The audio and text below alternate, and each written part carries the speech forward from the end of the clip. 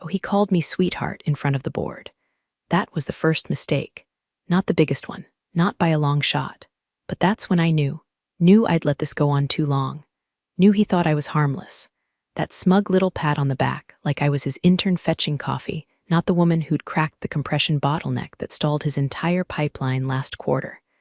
But I smiled, sweetly, just like he wanted, because I needed him to believe I was still playing the part. So when he clicked to slide 32 of my white paper, rebranded Dalton's dynamic reduction model, I didn't storm the stage. Didn't call him out. I didn't even blink when he said, "We're in early talks with DARPA." Instead, I sat in the back row, counting seconds. Not because I was afraid, no, because I was timing it. You see, there's something deeply satisfying about precision, about watching a trap you built from the inside detonate at the exact nanosecond you intended. At 11:07 a.m., a single notification appeared on Dalton's phone mid-presentation. He glanced down, then fumbled his words. At 11:08, one of the interns, Haley, bless her chaos, leaned over to whisper something that turned his ears red. At 11:09, a man in a slate gray suit stepped quietly into the back of the auditorium. Patent Enforcement, East Coast Division. And at 11:10, just as Dalton was bragging about pioneering novel IP, the screen behind him flickered twice and then changed. It wasn't a glitch. It was my name, filed, approved, stamped, public, right there, on the screen, a full-page image of the official U.S. Patent and Trademark Certificate. Patent No. 11/994,672. Title: Adaptive Layered Neural Framework for Multistage Compression. Inventor: Dr. Elise R. Brandt. His mouth opened. Nothing came out. He looked like a man who just tried to rob a house, only to find the owner sitting at the kitchen table, drinking their coffee and holding a shotgun. And I wasn't done yet. By 11:11 a.m., the room had gone dead quiet, the kind of silence that wraps around your ribs and squeezes. Dalton tried to speak, some garbled stutter about miscommunication and collaborative environments, but the screen behind him wasn't letting go. That certificate stared back at him like a tombstone etched with his career. He tapped his clicker. Nothing changed. He glanced offstage. No tech crew moved, because I'd made sure they wouldn't. See, 2 nights earlier, while he was busy presenting my white paper draft to legal for polishing, I was buying time with the AV team. Nothing flashy. Small changes. A preloaded PDF. A hard-coded trigger tied to his presentation laptop's clock.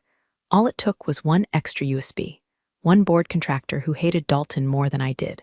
One tiny file labeled Final Presentation Backup V3 Real Final. He'd opened it. Of course he had. The man loved versions of things he didn't understand.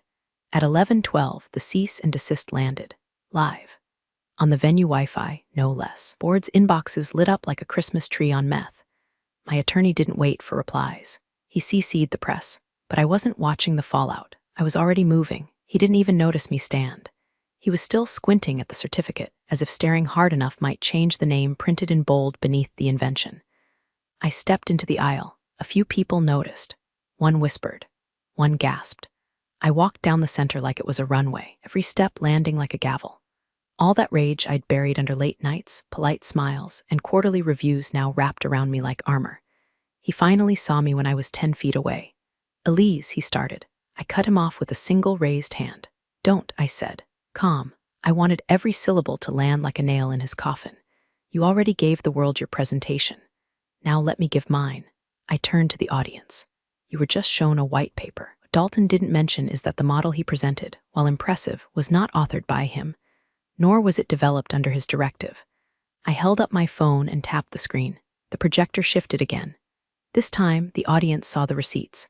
Commit logs, code diffs, Slack messages, date-stamped documents. Side-by-side revisions that showed my name stripped out like rusted bolts. And finally, an email from Dalton, dated 3 weeks ago. Subject line: "Quick favor, need to scrub Elise's name before we circulate this upstairs." The silence snapped in half. Someone in the back said, "Holy shit." And Dalton looked like he'd aged 10 years in 2 minutes. But that was just the prelude, because what he didn't know, what no one in that room knew yet, was that I hadn't come to expose him. I'd come to replace him. The boardroom they shuffled us into smelled like money and nervous sweat. Mahogany table, water bottles lined up like soldiers. Half the suits in that room had been blind cheerleaders for Dalton an hour ago. Now they wouldn't meet his eyes. He was pacing, shoulders hunched, tie loosened like a noose trying to escape. I sat, straight-backed, hands folded, quiet. Because I knew what they were about to learn. When you rip the leash off the quiet one, she doesn't bark, she bites. "Let's all just breathe," said Meredith Cho, chief legal. Voice had the brittle calm of someone trying to uncrack an egg. "We're in uncharted waters. But if this can be resolved internally, it can't," I said. Dalton spun toward me. "Elise, come on, this is overreaction. We were collaborators. You were part of my team. I wasn't part of anything," I snapped, louder than I meant to. The air froze. "You carved my name out of my own work like it was a typo. You handed it to Defense Tech Global wrapped in your cologne and lies." His mouth opened, then closed. A flicker of panic leaked through the cracks. "You told them it was your design, didn't you?" I asked, staring through him. "You sold the contract already." No one answered. They didn't have to. Dalton didn't just present my model. He'd sold it. Inked a licensing agreement, 6 figures up front, more on delivery. And the moment my patent hit the airwaves, that agreement became radioactive. "I'll forfeit the royalties," he said too quickly. "Split IP. Hell, we can list you as co-inventor. Just delete the claim." "Elise, be reasonable. You think this is about money?" I laughed, short and sharp. "Dalton, if I wanted cash, I wouldn't have filed under my own name. I'd have auctioned the whole thing to your competitors with a bow on it." A few of the board members shifted. One scribbled something. I locked eyes with Meredith. "He lied to your faces. He signed legal documents under false authorship. That's fraud. If you try to bury this, you're all complicit." Dalton's voice cracked. "You're blowing up everything. Elise, do you have any idea what you're doing?" I stood. Slowly, "I do," I said. "I'm applying for your job." He laughed too loud. "You're joking." Meredith didn't laugh, neither did the CTO. They just stared, because I wasn't bluffing. I'd already filed a formal complaint with HR. I'd submitted my full architecture revisions with annotations. I'd attached a confidential memo detailing every time Dalton had overridden, delayed, or sabotaged progress in favor of his vision. I reached into my bag and slid a folder across the table. "Proposal," I said. "Give me 6 months. I'll rebuild this department from the ground up. I'll get you contracts without lawsuits, and I'll do it without treating your engineers like ghosts." No one spoke. Then Meredith whispered, "Jesus Christ." Dalton looked like he might throw up. But the twist, the real one, I hadn't even opened the second envelope yet. The one marked insurance only open if cornered. I had no intention of backing off, but I wanted him to try. I got the text at 3:17 a.m., blocked number, no signature. Just 6 words, "You shouldn't have pushed this far." I didn't reply. Didn't have to. Because if Dalton thought he could scare me back into the shadows, forgotten who built the shadows in the first place. See, he didn't know what I'd done while he was out doing his TED talks and sipping $18 cocktails with defense contractors. He didn't know about the backup drive in a safety deposit box across town, or the 3 sealed envelopes sitting in 3 different hands, each with a timed release set of documents and access logs, ready to go public if anything happened to me. But the part that really terrified him, I had nothing left to lose. He'd already tried to erase me. What's one more thread in the dark? By sunrise, I was sitting in a booth at Orson's Diner, across from someone who hadn't worn a suit since the crash of 08, but still made VCs flinch when his name hit a thread. "Dalton's spiraling," I told him, pushing a flash drive across the sticky table. "This is what he doesn't want the board to see. He's been cooking his productivity metrics, fudging benchmark reports, ghostwriting testimonials from defense analysts who don't exist." The man took a sip of coffee and smirked. "You're not just playing offense. You're firebombing the field." "I don't want to burn it all," I said. "I want him off the map." "You'll need allies," he said, "and something explosive." I slid him the second folder. The one Dalton never thought I'd touch. It was an NDA, signed by Dalton. Buried doc from 3 years ago, attached to a research trial that never made it past ethics review, because it was dirty. Because it involved synthetic recall induction in trauma patients. Because it killed someone. That project disappeared, or so Dalton thought. He scrubbed the name, repackaged it, changed a few parameters, and sold it as a therapeutic diagnostic. He'd slapped a bow on a corpse and called it innovation. And I had proof. "I need this in the right hands," I said, "not just to expose him. I want it to destroy any chance of a comeback. No TV spin, no podcast redemption arc. Nothing." He nodded slowly. "You're not just replacing him," he said. "You're erasing him." I smiled. But it didn't reach my eyes. "No," I said. "I'm just making sure the credits roll before he rewrites the ending." And outside, somewhere in the city, Dalton still thought this was just about a white paper. He still hadn't realized what I'd patented wasn't just tech. It was leverage. And I was done being subtle. The press got the story before lunch. Not the patent. Not yet. That would have been too clean. What hit first was a leak. A whistleblower tip alleging falsified reports on a now-canceled neural testing project that violated multiple federal standards. The name Dalton Cross appeared twice. Once in the internal memo, once in a subject line marked urgent, stop deployment. And just like that, the story wasn't about IP anymore. It was about ethics, about liability, about whether this company had blood in its circuitry. Dalton's silence was the loudest sound online. He didn't issue a statement, didn't hold a presser. He just vanished. PR scrambled, tried to stall the narrative. But Reddit had already found the archived forum posts, testimonials from fake profiles, the recycled diagrams used in 3 separate grant proposals. And every time they traced something back, there I was, buried in footnotes or redacted completely. His pattern had fingerprints.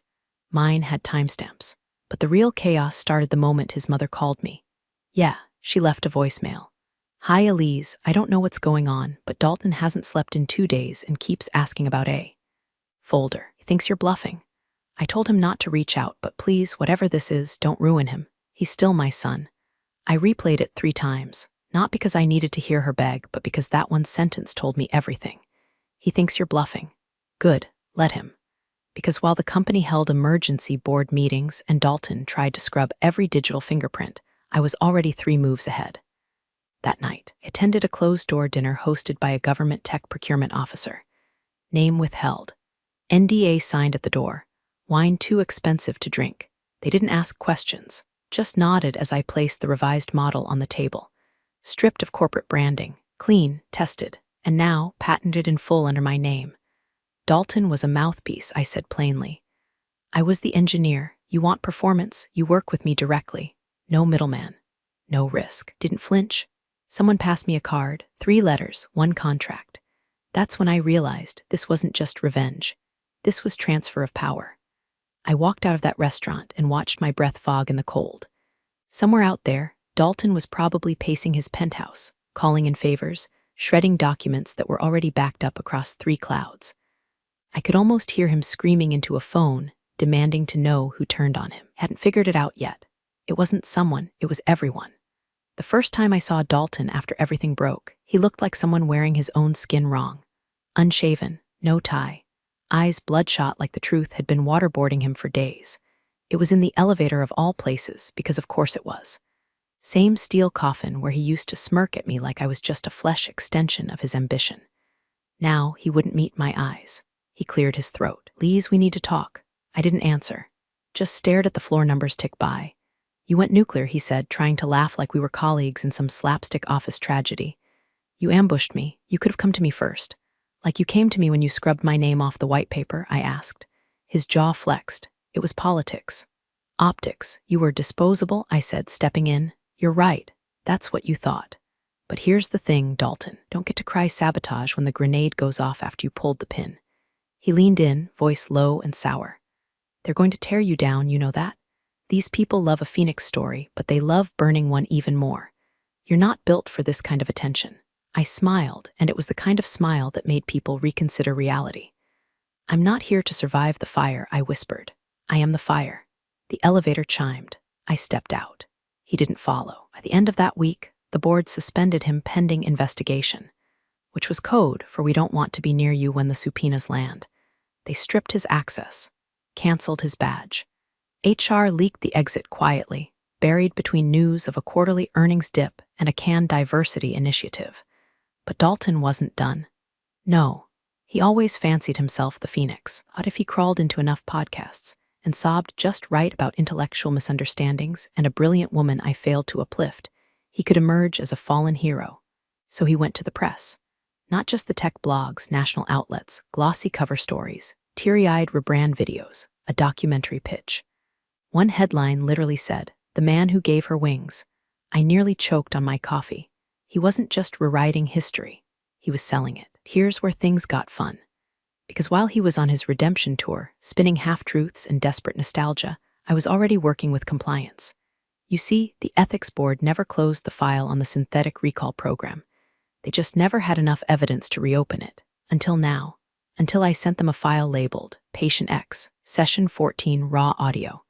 I never intended for the public to hear it, but the leak came anyway. Dalton's voice, coaching a subject to relive trauma, promising calibrated healing, ignoring flagged brain activity. The recording cut off mid-scream. It spread like wildfire.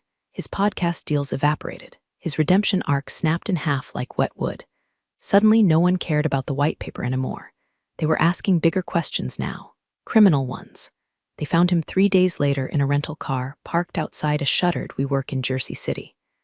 Not dead. Get excited? Just half-conscious, dehydrated, and hugging a laptop like it could still love him back. The headlines were merciless, from visionary to liability. Neural pioneer implodes under ethics scandal. Dalton Cross, a case study in tech arrogance. I didn't gloat, not publicly. No petty tweets, no subtweets, no champagne-soaked Instagram captions, because this wasn't about fireworks. It was about fallout. And mine was still spreading. The company offered me a buyout first. 7 figures. Clean exit, gold-plated apology. The whole let's move on dance. I declined. Then came the counteroffer. Not from the company, from the Pentagon. See, while Dalton was selling vapor and lies, I was refining the compression model, turning what used to be academic into applied war tech. They wanted in. Exclusive rights, joint lab, dual-use clearance. I had one condition, full autonomy. My team, my terms. A clause stating Dalton Cross was permanently blacklisted from every tier of the project. They agreed in under 20 minutes. But before I signed, I had one last thing to do. The PTA meeting. You heard me right. Dalton's younger sister, sweet, naive Melanie, had married into a very old-money suburb in Connecticut. She ran the local school board, still believed Dalton was misunderstood, thought I was bitter and milking the media. She posted about it. Often, I showed up, uninvited. I waited until she started her little speech on STEM mentorship for girls, then I raised my hand, introduced myself, and asked one question. Would you still consider your brother a role model if you knew he signed off on unlicensed trauma manipulation trials that caused 2 neural deaths and 1 permanent vegetative state? The room went silent. Melanie froze, blinked, tried to laugh.